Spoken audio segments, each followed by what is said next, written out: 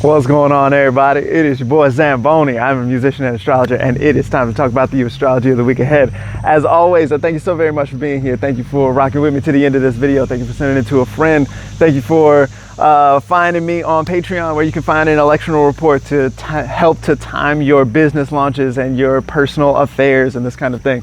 Thank you for checking out the merch store. There's a bunch of like fly ass merch to be found, right? And it's like super dope artwork made by Odd Minds, and that it goes along with the music. Thank you for checking out the music on Spotify, Tidal, Pandora, Apple Music, wherever you like to get your music at. Thank you for checking it out on YouTube. There's a super dope music video on there called Zamboni Funk Live at the Funky Slug. I've been doing a lot of shit. Thank you for supporting all of this, with especially Venmo, Cash App, PayPal. If you want to send me $2, like that really powers the whole operation. It really, really does. It's a community affair. Thank you so much for being here as a part of it. Let's talk about the astrology of the week ahead. So this week we got a lot. It feels very intense this week. It feels like there's a bunch going on, and it's a vibe. So the first thing that we have here is the new moon. We've got a new moon in Cancer going on at the very, very beginning of the week. So, you know, like the moon is comfortable in Cancer. The moon does moon things moonily in Cancer, and so we tend to like that sort of thing. But this one in particular looks a little like otherworldly and confused. Here's what I think about that. So the most important aspect to this new moon is that it's opposite to Pluto not in Aquarius, in Capricorn. Pluto has moved back into Capricorn, and so now we've got the things at the end of Cancer making an opposition to that Pluto in Capricorn. So the sun is going to just approach that all week. This is our last week of the sun in Cancer, and so the sun, you know, opposite to Pluto in Capricorn, this is just going to like highlight some of the power dynamics and some of the dread.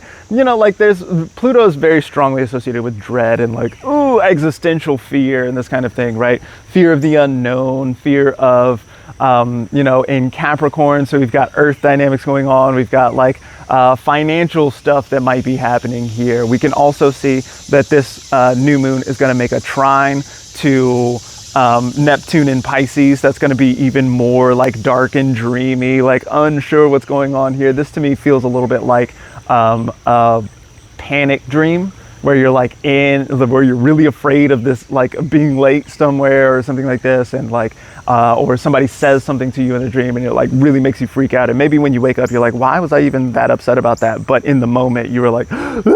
About it. Like that's the kind of vibe that we've got going on here. We also have a sextile to Uranus in Taurus, so that this looks like a little table flippy. It looks a little unexpected or surprising or something like this, right? And the sun is just going to be kind of in all of these aspects basically all week. It's going to first hit that trine to Neptune, and then it's going to hit this opposition to Pluto in Capricorn, and that's just kind of going on, right?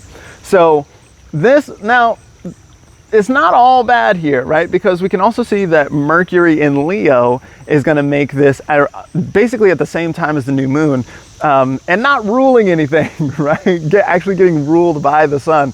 But that Mercury in Leo is actually going to be under this square to Jupiter in Taurus. Now that's one of the best aspects that exists, right?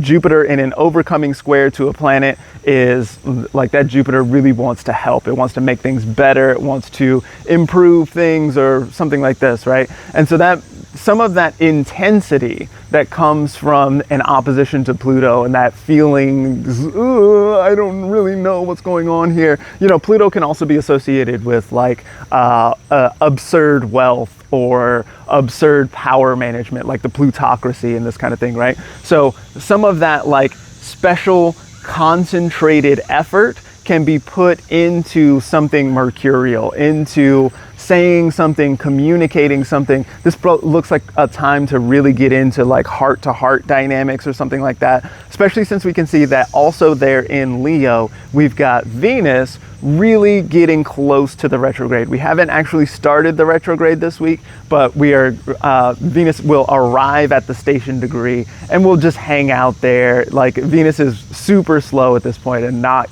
at a point where like new things are happening at this point as far as like Venus things are concerned. Venus things are going to be associated with like agreement and consensus, and like how do we get to a place where we all understand what's going on and everybody's cool with it.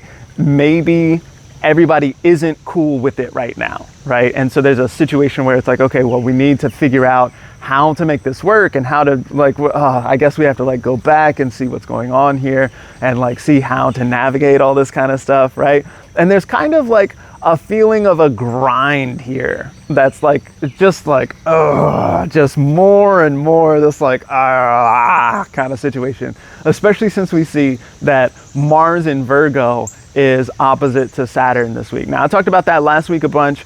I talked about how that can actually be pretty good for Mars. You know, if Mars, a lot of times Mars can like get out of hand with things. And so Mars in Virgo does a really good job with like the precision and like having a focused task to work toward. And then an opposition to Saturn. An opposition is usually some kind of block, some kind of obstacle. It's a thing that's difficult to get around. Now, the thing about that is that Mars does best in an environment where Mars has a problem to try to solve, right?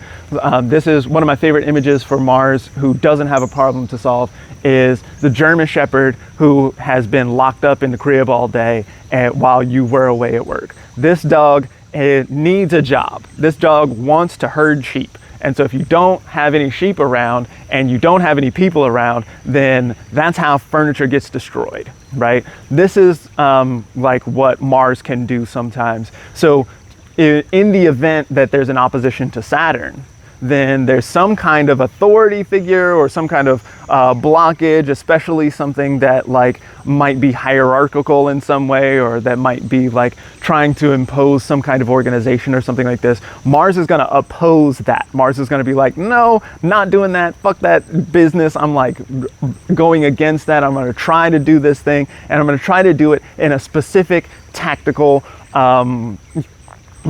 focused kind of way, right? There's a concentration there. And so there's a concentration there that I think probably can work pretty well alongside that Sun opposite Pluto, right? That's something that, you know, if we think about Pluto as being associated with like telescopes or microscopes or something like this, right? That's something about focusing light in such a way that it can magnify the possibility of something. So we can think about how concentration is power. There is power in concentration. So if you just take a lot of, if you just have a lot of energy, but it's all widespread in this kind of thing, then it doesn't really get that much accomplished, right? But if you take that same amount of power and you focus it, then that turns into something. It's like it's the whole, like if you take the magnifying glass and you let the rays of the sun go through it, then you can like cook something on the sidewalk or something like this, right? Like that, it's the same amount of sunlight. You didn't change the amount of energy input. All you did was focus it, right? So Pluto is really good for that kind of thing.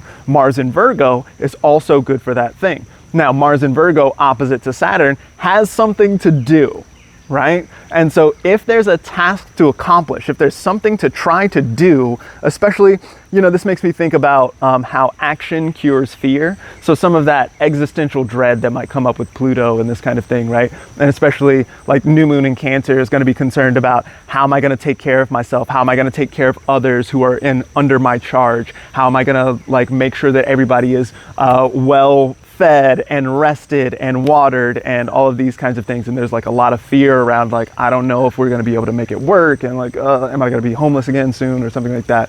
Then like there's a sort of situation here where you can sort of take all of that and be like, okay, I got to do a thing about it. I got to make something happen here in order to work against whatever, you know, like Saturn in Pisces, that's going to be like big, dreamy kind of like the pressure of the ocean, right? Like that makes a submarine collapse or whatever, this kind of thing, right? So that kind of pressure Mars in Virgo is going to be like, I got to do something about this, so I'm going to work on it and I'm going to work hard and try to make something work. Now, do be careful not to overwork yourself. Don't get injured or something like this, but to have that kind of focus on something to do is likely a good move here. Thank you so much for being here with me this week. I'm out of time. I appreciate y'all. Check out Zamboni.